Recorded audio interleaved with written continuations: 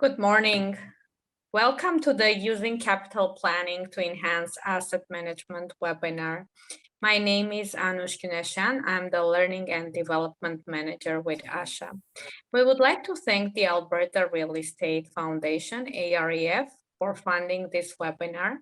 The Calgary Homeless Foundation and Horizon Housing received grant funding from AREF, and ASCHA is delivering this webinar on behalf of them. To ensure the webinar is delivered in high quality, we kindly request that you mute your microphones. If you have any questions, please type your questions in the chat box. Our presenters will review them and will do their best to answer all of them at the end of the session. The recording of the webinar will be available on ASCHA's YouTube channel, and the link will be shared with all the participants. Before we begin the presentation, we would like to acknowledge that we are gathering on Treaty 6, 7, and 8 territories. We respect the histories, languages, and cultures of First Nations, Métis, Inuit, and all First Peoples of Canada, whose presence continues to enrich our communities. We acknowledge that we are here together to learn from and celebrate this territory and must continue to engage in leadership that commits to truth and reconciliation. Now let's welcome our presenters, Brian Jiang, Senior Program Delivery Manager, and Gabriel Vieira, Senior Asset Management Coordinator, Energy Manager with BCNPHA. Welcome. Thank you. Good morning. Welcome to the Using Capital Planning to Enhance Asset Management webinar. So I was going to start off with a little bit of background about the organization Gabriel and myself with. So BC Nonprofit Housing Association was founded in 1993 by the nonprofit housing sector. Today, BCNPHA has over 500 members and is an umbrella organization to support and build capacity throughout the nonprofit sector. These activities include the following: research and advocacy to bring light to the various issues the sector faces, provide nonprofit housing tailored education through our Housing U platform, hosting regional education and networking events, and also hosting the annual Housing Central Conference in November each year. And we really hope this year we can go back to a live in-person event. It's usually great to see 1,000 people around you in a big event.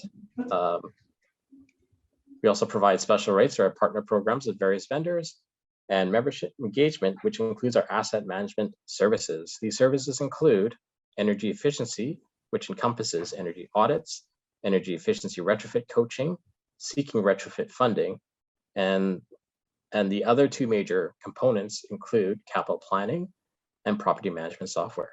So that's BCNPHA in a nutshell. Okay, so I like to start by going over some of the goals that we're going to cover today in this session. The goal for this session is to answer the following questions. Why is capital planning necessary? What is capital planning? What are the steps to develop a capital plan? What are the benefits of having a capital plan? And finally, we'll touch on how you can fund the capital plan, some of the basic information on that.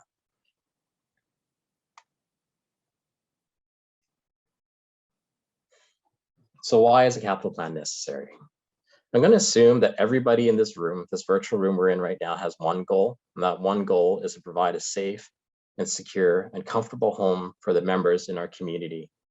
So how can we accomplish this? Well, in terms of asset management, there are three ways to accomplish this. One, fix it.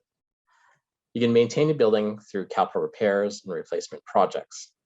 Two, sell it. You could sell the building and purchase another building that is better suited to your community's needs. Number three, redevelop it. You could tear down the old building and build a new one, but again, that's better suited to your community's needs. So in terms of capital planning, it can help the housing provider to plan for future capital repair and replacement projects and help make these decisions on whether to sell or redevelop the property. Today, we're primarily going to focus on capital planning in terms of how it's used to plan for capital repairs and replacement projects to extend the life of your buildings.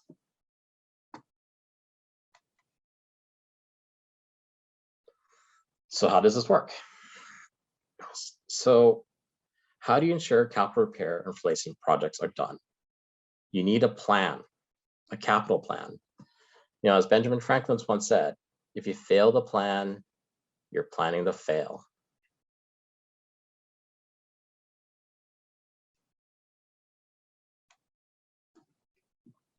Excuse me. So what makes up a plan? The first part of a plan is simply, what are the capital projects that are necessary? What do you need to fix? What do you need to replace? Which building systems need to repair, replace, and which ones do not? Not all building components need to be replaced. For example, the likelihood of replacing the building's frame, probably close to zero. If the frame needs to be replaced, the building is probably ready to be redeveloped. So you see, just a list of various projects that need to happen: replace the roof, paint the walls, change the carpets, etc.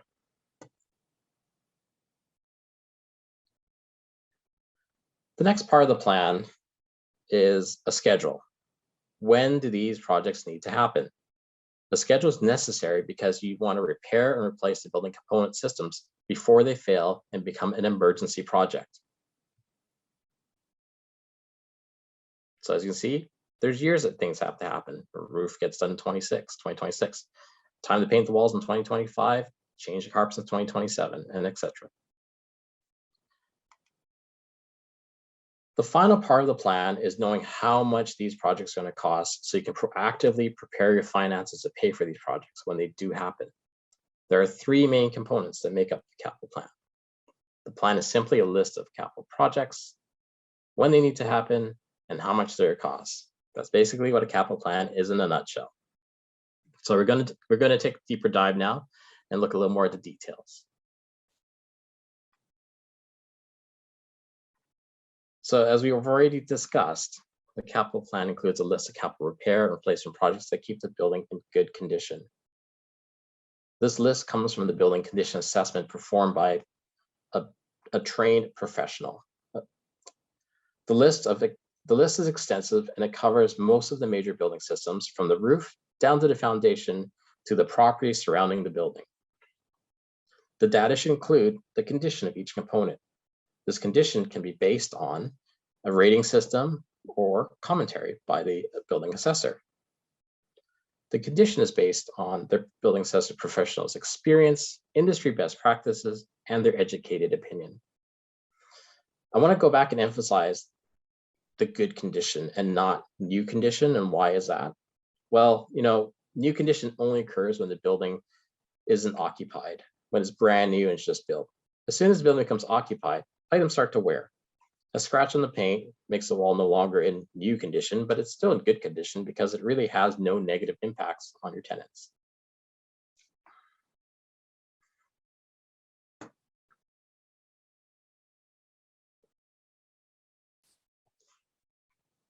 Two, the schedule should span a 30-year period. Why 30 years? I can already hear the comments, that's too far into the future, why bother? Well, most of the major building systems will need to be replaced at least once during that 30-year period. If not 30 years, I wouldn't go any shorter than 20 years. The capital plan prepares you to deal with major projects when they need to occur. The plan is most accurate within the first 5 years, but it's good to know if there's something major coming up. You do not want to be caught off guard of a major project such as a roof replacement or a repipe before it's too late. Failing to replace either of those two systems could result in significant collateral damage to the building and a lot more expensive to repair.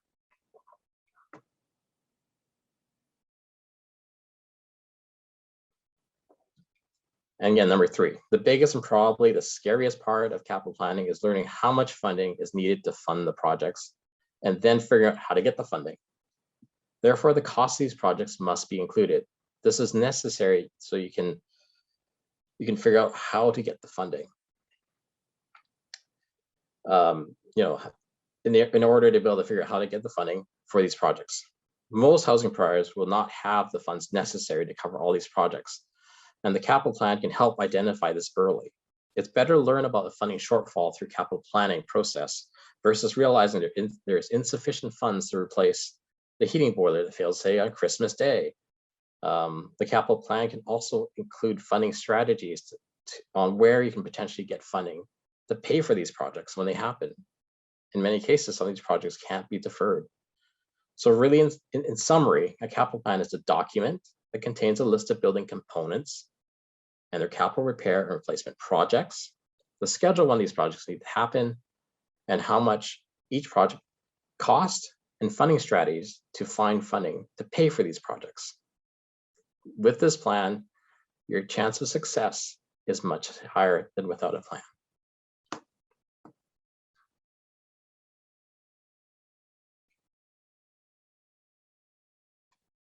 Now that we've extensively gone over what makes up a capital plan, the three components, these are the steps to develop a capital plan.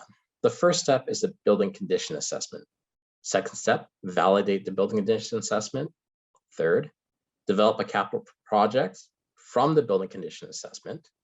Develop financial strategies to fund the capital projects. Carry out the capital projects themselves.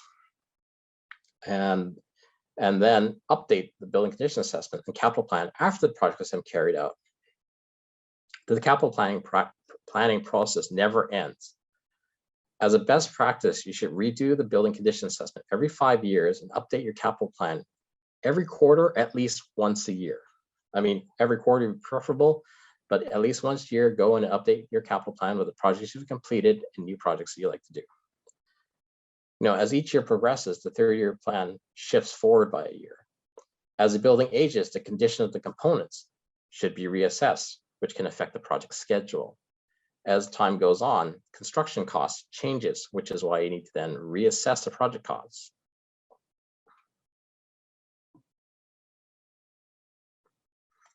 So now let's switch gears.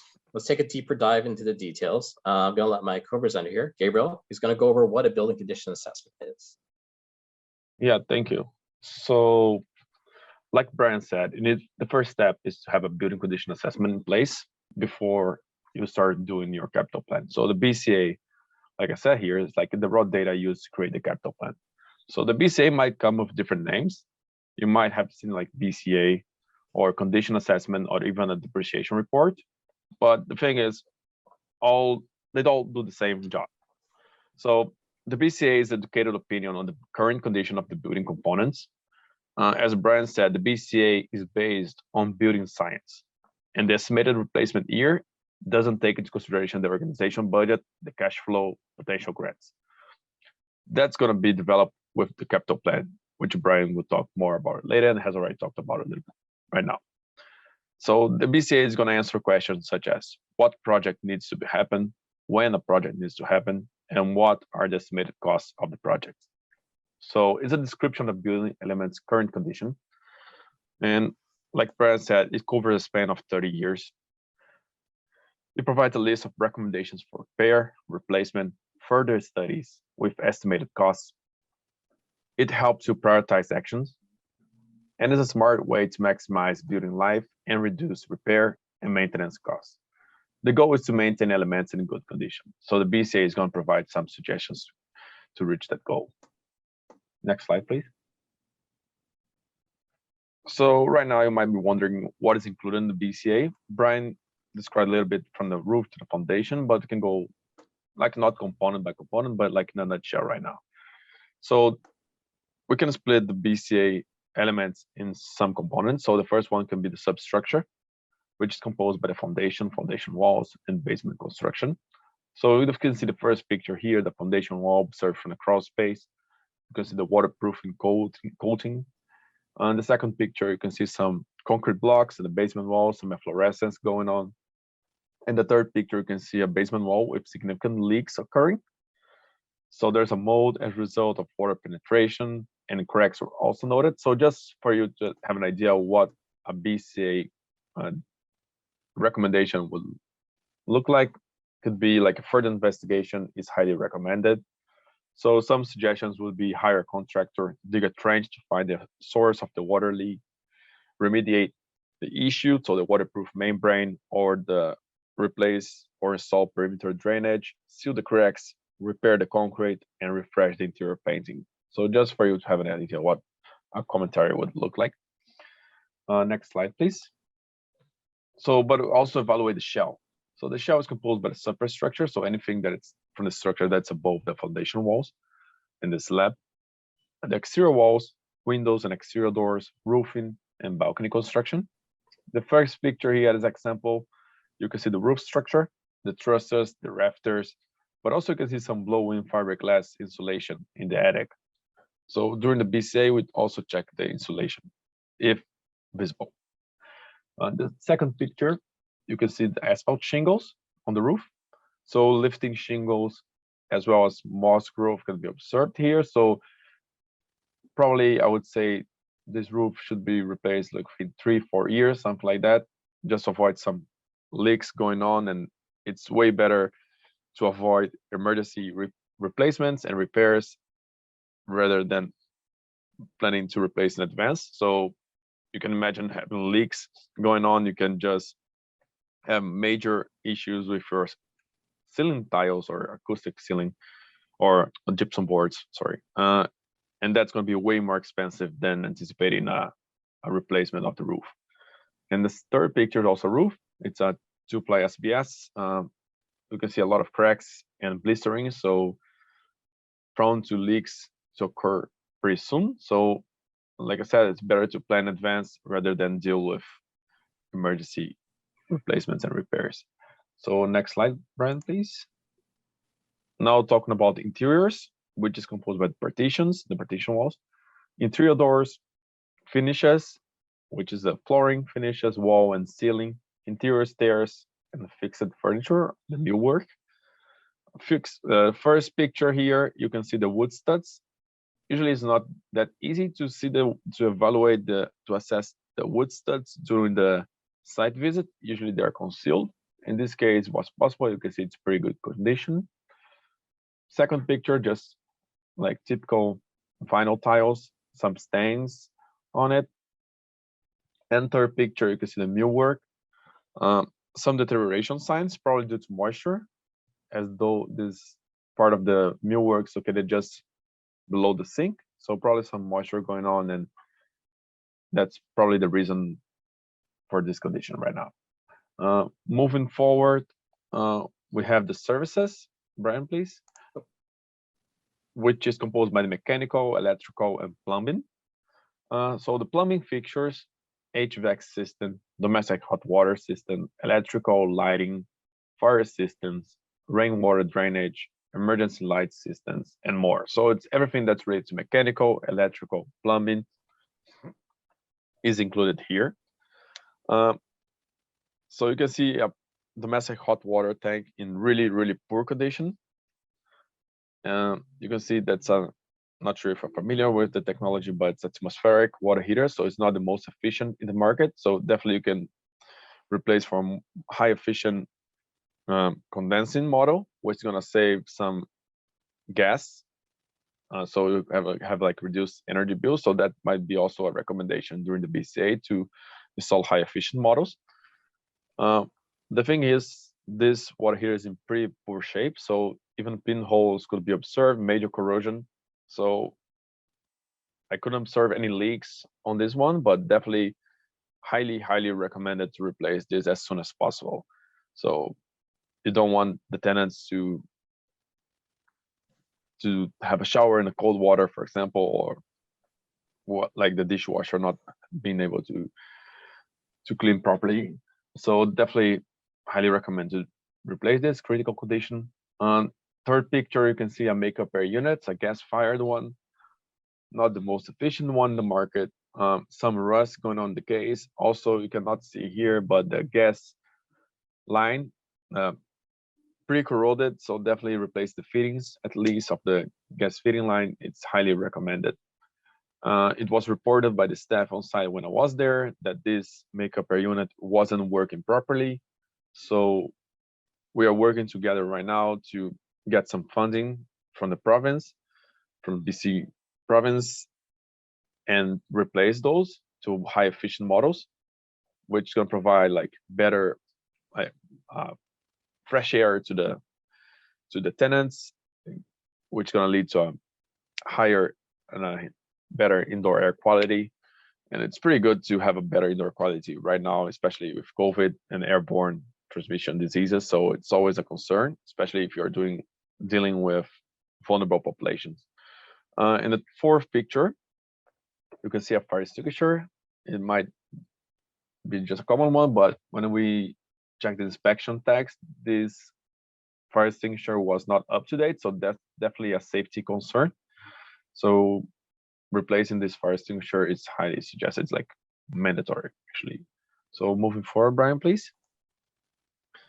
Yeah, so also we do evaluate equipment, which are composed by the appliances, the laundry equipment, kitchen appliances, can be the residential appliance or commercial appliances if we're talking about a commercial kitchen. As you might see here in the first picture, there's a convection oven, the second a standard fridge, third one a pretty corroded commercial dishwasher. You can see the corrosion on the back of it, so should replace this, is also highly recommended. And the fourth picture, sorry, is just a standard washer. It's a top load model, not the most efficient one in the market. Front load washers use way less water and energy, for example, than top load washers. Moving forward, Brian. Just a quick comment. So appliances usually are replaced upon failure or when good opportunities are available. So usually the BCA and the capital planning are based on this typical lifespan. And the site work, which is every component located outside of the building. It's the landscaping site development elements, which can be like fences, sheds, retaining walls, and more. Also the parking lot, sidewalks, irrigation systems, and site lighting.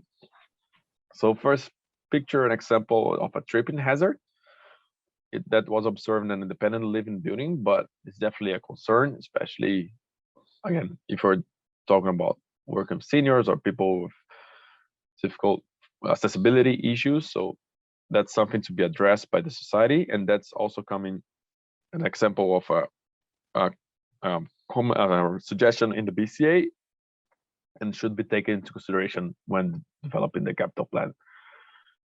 Second picture is exterior lighting fixture, high pressure sodium lamp, a lot of heat, so you can see a burn in the plastic, but not a lot of lighting being provided. So you can definitely replace for LED in this case. Third picture, you can see it's a wood staircase, but you can see the corner braces with significant corrosion. That's a safety concern. So replacing this corner brace is highly, highly recommended and should be replaced as soon as possible. So just summarizing, the BCA is going to pinpoint what is critical, what is poor condition. So we should prioritize this when developing the capital plan, especially when you're talking about safety concerns. So safety is always first. So of course you want to have your building like aesthetic, like looking great and more efficient, but safety always should come first. And lately, so you can see in the fourth picture is irrigation schedule. So is what was observed to be set for longer periods than required. So society reviewed it and we pinpoint that concern. And the water and energy savings were observed after that. So some small actions can lead to some nice savings. So this was an example of a low-hanging fruit, for example. So that's a kind of a BCA in a nutshell and what will look like. What does it look like? And Brian's going to talk a little bit right now about capital planning, but just to summarize the assessment methodology. So there's a planning, site assessment, and reporting. The planning is composed by reviewing historical information, so logs of maintenance, some pre-visit questionnaire, communication with the property manager to ensure the site visit is confirmed and the tenants are aware that we're going on site. So preparation for travel and site visit. And then we have a walkthrough site visit. We're going to take a lot of pictures, a lot of notes, a lot of measurements. We're going to interview the staff by the end. So the staff on site are the ones with the better knowledge of the building. So always good to interview them to get some intel. And then if you have any immediate issues, you have to report it immediately to the property manager, especially the ones that are related to safety concerns. And then we input the data and publish the report. The report, next slide, please. It's basically composed by the observed deficiencies, components condition, photographic documentation, estimated lifespan of building elements and systems, list of recommendations for repair, replacement, studies, and estimated costs, and we identify operational and energy savings related items. On the right side is just a typical template of a report that we provide to the nonprofit sector here in BC. Yeah. And finally, the details. So Brian already mentioned about when to perform a BCA, if the building is 10 years old or older, and we should refresh it every 4 or 5 years, just make sure it's up to date. And this is an example here in BC. So who performs the BCA? So engineering consultants and us at BC Nonprofit Housing Association, we also perform this. I'm not sure about Alberta, probably for sure engineering consultants, but I'm not sure if a nonprofit organization also do this service. Next slide. Now Brian is going to go deeper in the capital plan development. Great, thanks, Gabriel. So now we're going to basically go over how you go from the building condition assessment to the capital plan. So these are the steps that are used to create a capital plan from the building condition assessment. The very first step is to validate, is a validation process. The BCA assessor used their best educated opinion and experience when they were estimating the project costs and schedules. But the capital planner needs to validate the information in the building condition assessment. If you feel that you have better information, then you need to adjust the project costs and project schedules. You're wondering, how can you have better information? Well, maybe you call the contractor to come in, and the contractor provided a firm quote on the job. You can update the building condition assessment information with the actual quoted costs. So you have numbers that you're going to use. Why would you adjust this project schedule? Well, the building condition assessment is a non-destructive inspection. The inspector isn't going to open up walls. He's not going to be sampling, the pipe and what's inside the pipes. But the BCA can recommend further invasive inspections, such as a building envelope condition assessment, known as a BCNPHA. The BCNPHA could provide new information where you need to adjust the project schedules. You can also adjust your project schedules based on your financial situation. You might need to push a project forward 1 or 2 years, or bring it closer 1 or 2 years, just based on how much capital you have available to pay for the project. Another thing is you may need to add missing projects.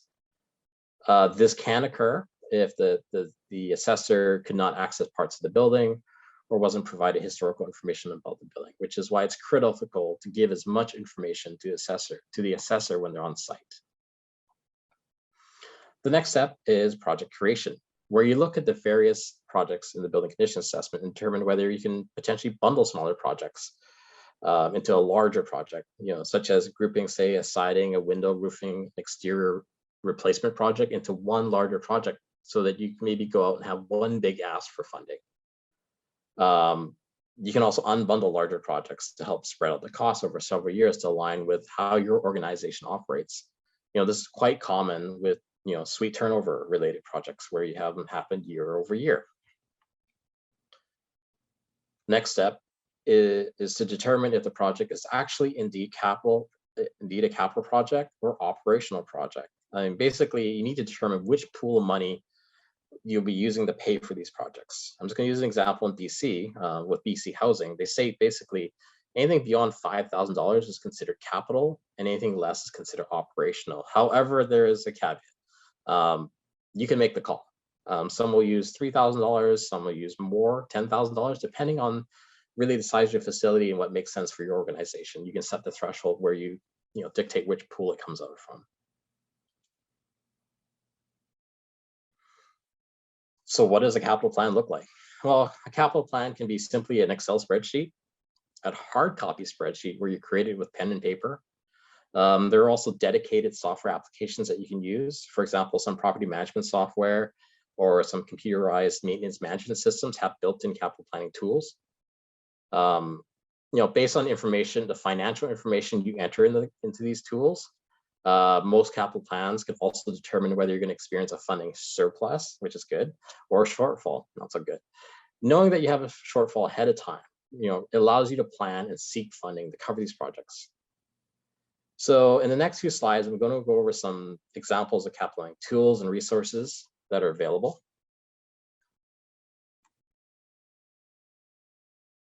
So the first tool is the BCNPHA capital planning template. And I'm going to call this kind of an intermediate tool.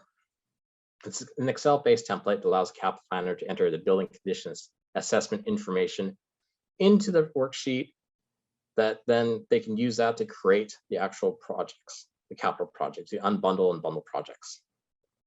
You can adjust the costs, you can adjust the schedules in the worksheet. And really, this template is designed to be linear. So you basically start from the furthest left tab and work your way to the end. Once you get to the right, you now have a capital plan. I guess I'll just quickly go over some of the tabs. So the next tab is a project renewal frequency table. So based on our previous work in the previous tab, this tab basically forecasts 30 years into the future to help identify when major funding withdrawals are needed, so that you can prepare for those days when you need the funding. Next tab over is a project summary page. So in this tab, it basically creates a sequential project list capturing short-term and long-term projects. Anything really within 5 years is considered short-term, and anything beyond that is considered middle to long-term. Tab after that is the cash flow page. And it basically takes all the information from the previous work you did and forecasts and the financial information you've entered, and it basically determines whether you're going to have funding shortfall or a surplus. So, by the time you're done here, you know what shape you're going to be in. The last tab is the dynamic facility condition index, and the purpose of this, it really is to help quantify the condition of your building. I'm going to provide you a little more information later down in the presentation about what the facility condition index is. Next tool, I'm going to call it entry level. It's BC Housing offers a free template to any nonprofit, and I believe anybody in Alberta is free to download the template too, to develop a capital plan. Once again, it's an Excel-based template. As you can see, the template itself covers the three key components of a capital plan. The template allows the capital planner to list the various projects, which is list of projects. Assign project costs, so you assign costs, which sums up here, and the schedule. So this goes out 25 years into the future, so you can assign when they occur. The tool also allows capital planner to add funding sources, and it will calculate in the end whether you have a funding surplus or shortfall. I mean, if you wish to if you want a copy, let me know. I can probably get you a copy. The next one is more of a resource. It's CMHC's Capital Replacement Planning Manual. The manual covers the steps required to create a capital plan. I consider this kind of a capital planning do-it-yourself guide. The manual covers what information needed to collect in a DIY building condition assessment. The guide also discusses how to obtain cost and estimate cash flows. The guide also discusses risks. In addition to that, the planning manual also goes over how to use the capital replacement plan, which is the capital plan, same difference. After you've created it, really, it's a good resource for best practices.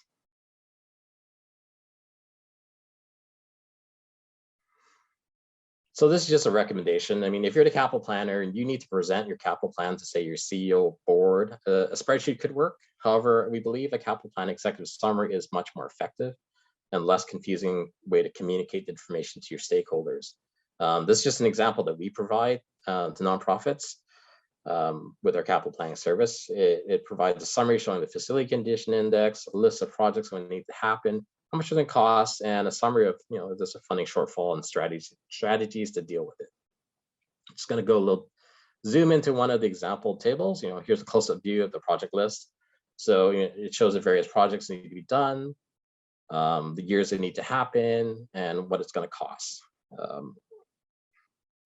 The list itself also is broken up to 3 categories. We have things where the first category is things that need to happen in the short term, 0 to 5 years from the day the assessment was complete. Then we have 5 to 10 years, which is kind of medium term, and then long term, meaning 10 years and beyond.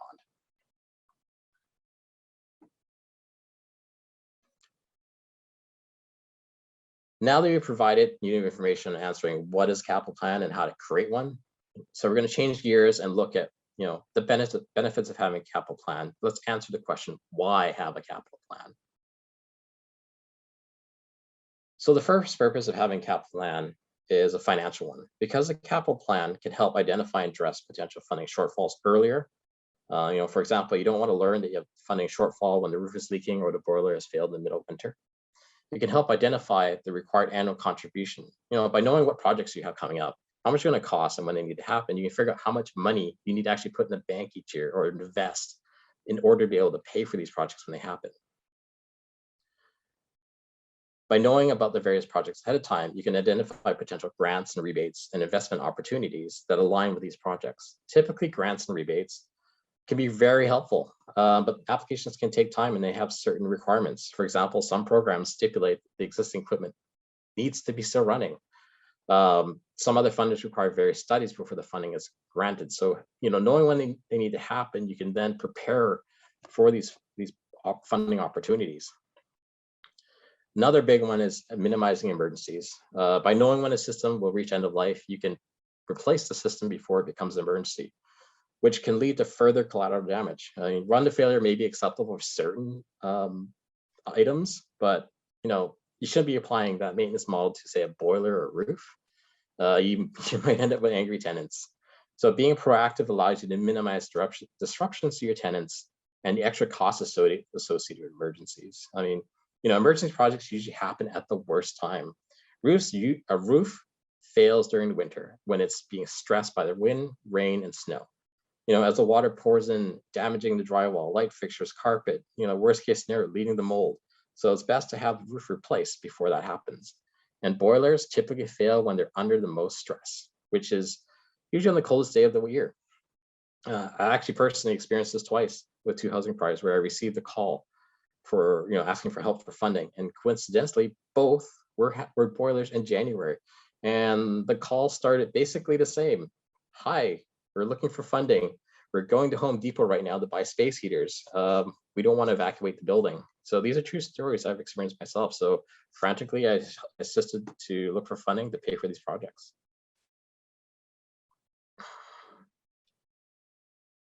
Okay, so the next thing is, because capital planning allows you to be proactive versus reactive, you can go out and have a competitive bid process for projects. As a best practice, which without a capital plan, you might be out there at the mercy of the contractors with an emergency project. Having capital plan can help you be ready when funding suddenly becomes available. This happens with the federal government. They might be coming near the end of their fiscal year, and suddenly they want to launch a program to spend some money. If you have a capital plan, you know what you have that needs to be done.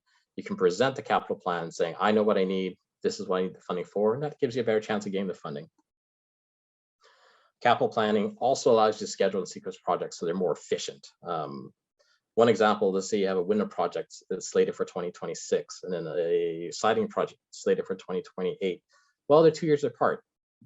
Maybe it's better to group them up to one single project where you're pulling the same permit, say once versus twice, scaffolding once versus twice. You can get some efficiencies in terms of costs. Another one is basically enhancing your assets. You can save up, you can have more funding available for better materials, higher efficiency equipment, just to make the building a better place. So I'm going to let Gabriel go over a little bit about that. Yeah. So next slide. Yeah. So talking about energy efficiency. So the main goal here is to bring energy efficiency to your buildings. So you can identify low-hanging fruits during measures during the PCAs. In this case, you're going to increase the probability to secure bigger grants. So the main reason is you can plan in advance, like Brian said. Those incentives and grants, especially from the federal government, can take quite a while, a lot of paperwork and bureaucracy. So whenever you have energy efficiency incorporated into your BCA and also take into consideration in your capital planning, you increase the probability to secure bigger grants. Also, you have the possibility to bundle projects and make your building more efficient. So next slide's just like a flow chart showing how we can do that. So You can identify potential energy conservation measures during the BCA. You make energy efficiency recommendations in the report. It's important to make the energy efficiency recommendation in the BCA report, so you can take into consideration that in your capital planning. So you can identify eligible grants and rebates when doing your capital planning and decide when to apply. So you can like forecast replacing your boiler in 2025. So in 2024, you can already start working it. So based on potential grants, you can anticipate or postpone projects to take advantage of those opportunities. And you can, like Brian said as well, bundle projects. So you can bundle, for example, replacing the boilers with the pumps. So you can just do both projects once and just have one contractor going on site, avoiding like extra costs. So you don't need a contractor to go there to replace the boiler in 2024, January 2024, and then August 2024, the contract should go back there again to replace the pumps because it's failing. So that's also based a real case scenario, similar, not similar to Brian, but also happened in the past. So ensure to have enough funds before applying for programs. Most incentive programs, you pay for the upfront costs and you get reimbursement, partially reimbursement. So we had societies here in BC where they admitted they are gonna get the money upfront. So by the end, they couldn't afford paying for the full boiler replacement, for example, and then we had to ask for help from the federal government to offset some of those costs. Otherwise, it would be, I don't know, was already a nightmare, but it would be worse. And a good thing is to monitor and verify your building energy consumption before and after upgrades. In this case, you can quantify the benefits of it. So we have real numbers to know, like if the business case that you were estimating prior to the renovations are accurate. So I'm not really familiar with incentives in Alberta, but incentives might offset the incremental costs, and considering it since the beginning is the best approach. So usually with incentives and plan in advance, you might have a small payback and a positive net present value. So those would come as a benefit. So Brian, now you take charge again about the FCI. Okay. As I mentioned earlier, and just quickly briefly go over what the facility condition index is. It's a way to quantify the condition of your building. And it's basically deferred maintenance, the cost of deferred maintenance divided by the replacement cost of the building. So what it costs. It doesn't include the land, doesn't include soft costs. And basically it was developed by the US Navy. They wanted to find a way to actually quantify their equipment and facilities. So in BC, BC Housing actually adopted the same model to quantify the buildings. So it's just a graph over time. This is assuming you don't put any money into your building. This is what happens to the facility condition index. It starts off in the green. And as you have various projects that need to occur, if you don't do anything, it starts to climb up. If you spend money and actually invest, it does go down. So just a quick thing is, good is between 0 and 10%, no problem, everything's fine. Fair, 10 to 25%, that's fine as long as you're maintaining your building. 25 to 60%, you need to start doing some work to bring it back down. Anything greater than 60%, it's really considered, the investment to save the building is too great. It's really at that point, consider sale or redevelopment. So I'm just going over a quick example of what it looks like in action. So you can see this building, it reaches a poor facility index by 2030 if no money is spent. So as long as you spend some funding, you can see the blue line here, it actually dips down. So now it pushes it forward before the FCI, dips into the critical zone in 2033. Sorry, poor in 2033. So by spending money, you improve the condition, and the goal is to keep it between 10 and 15%, and just hover it here. So as long as you spend, invest in the building, you'll maintain it. So finally, I'm going to briefly go over funding, and I mentioned it's fairly brief. So funding capital plan, the capital plan can help identify when funding is needed. So this is an example that I worked on with a nonprofit in BC. These are some of the major draws in terms of cash. This is a building envelope project. This is a lighting project grouped with another one. This is like $140,000 lighting project. This is $500,000 building envelope project. So really knowing when you need to do it can help you align your investments, know when you need to ask for funding and how to get funding. So some quick examples would be the Federation of Canadian Municipalities. They have the Green Municipal Fund and Sustainable Affordable Housing Fund. So they do provide retrofit funding. It's a grant and loan program. So definitely take a look at FCM if you want more information on that. CMHC, if you have or had a federal operating agreement, that's another opportunity where they do provide funding for retrofits and planning. So they have the preservation funding for studies and the seed funding for, again, studies and planning, and then the co-investment fund for repairs and renewal. Other sources can be, one is the replacement reserves. That's what it's for. So really looking at how do you invest your replacement reserves so you can ensure that your short-term investments can be, available for upcoming short-term projects and long-term investments for longer-term projects. Finding ways to invest those funds to maximize your returns to pay for those projects. Another one could be remortgaging the asset. Unfortunately, sometimes that may be the only route you can go. And the most unfortunate, but maybe beneficial, depending on how it is sale of an asset. Maybe you can sell the asset, buy an asset in either a different area that's better suited to your clientele, just to make it better in that sense. So I just wanted to let you know, so BCNPHA does offer some capital planning education, and we do offer to anybody across the country. I've had people in Ontario and I think someone in Nova Scotia take my courses. So they're online: Capital Planning 100, Capital Planning Fundamentals. It's concepts, process, definitions. Probably the best course for someone just getting into it. Capital Planning 101, Introduction to Capital Planning, uses. So the second course is definitely more BC centric. So, you still can get some takeaways from it, but it's more BC based. They're all free. And yeah, if you're interested, let me know and I can provide further information on that. So that concludes our session.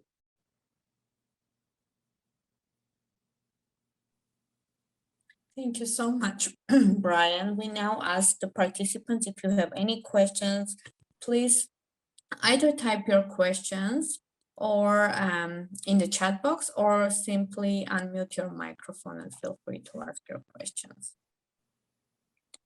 Philip, can you see if we have any raised hands?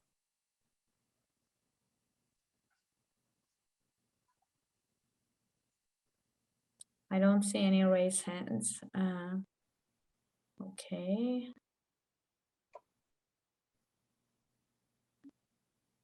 So we only got positive feedback. If you can please raise your hand to ask questions, or simply unmute your microphone because we don't have a lineup.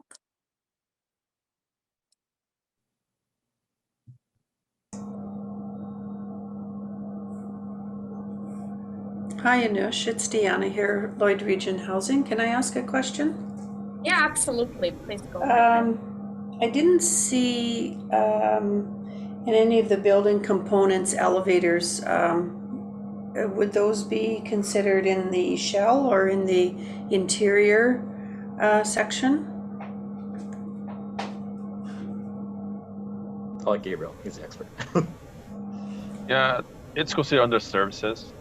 So we estimate the cost of the elevator, and then we take a look at the logs of maintenance, the issues that we had in the past. So usually we interview the staff and we go to the elevator room, check for any potential oil leak or any hard, strong oil smell, for example, hydraulic elevator. And yeah, elevator is included. Yeah. Okay, thank you. No problem.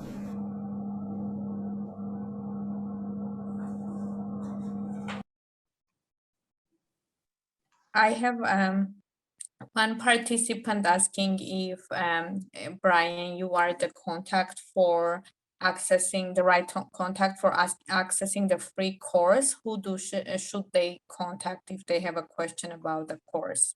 Yeah, feel free to contact myself. I'm normally the facilitator for the 2 capital planning courses. They do happen in semesters. So we have a spring, summer, and winter semester. So it's really depending on which semester it is, depends which course is running. It's free, online, and self-guided. Okay, thank you. And if you could go to the last page, I think, and that would be helpful because we. Sure. Okay. I want to see if there are any other questions. We got lots of Thank you. So the presentation and the recording will be available to all the participants. We will email them to you in the follow-up email. It will also be available on ASCHA's YouTube channel, publicly available to everyone. So stay tuned. We will send all the information about the slides and the recording. Yeah, and the questions are about presentation. So you went back to FCA slide already, right? Yes. FCI. Okay, everyone is asking about the course. They are asking about, do funding applications only apply to non-profit? Do you have any information about that? I mean, there are some funding that's geared towards nonprofits, like with FCM, it's the Sustainable Affordable Housing Fund. So that one's is geared towards nonprofits. I don't know if there's anything specific in Alberta for nonprofits. And in BC, we have even special utility. Their utilities provide special funding to our nonprofit societies to help them with their retrofits. Okay, thank you. Brian, and I think the question might also be wondering if there is funding that isn't only available to nonprofits, but that also is available to other types of organizations. Do you know, for instance, CMHC or other funding that might be available? Potentially. I mean, the one with CMHC, we primarily work with their preservation funding, which does require either an active or previously active federal operating agreement.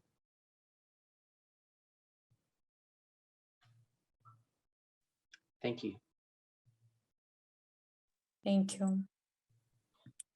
Let's see. No more questions. Yeah, you might have in Alberta like some incentives or grants from the municipalities. So you might check in your own municipality which funding you might have. Also here in BC, you have some specific funding or grant incentives like designed by the municipality. I'm not sure how in Alberta works, but you might look at that for something like that as well. Yeah. Thank you. And while we are waiting for more questions to come, I just would like to remind all the participants, right after the webinar, we have a very brief survey. It only has 5 questions. Please take 2 minutes to participate in the survey.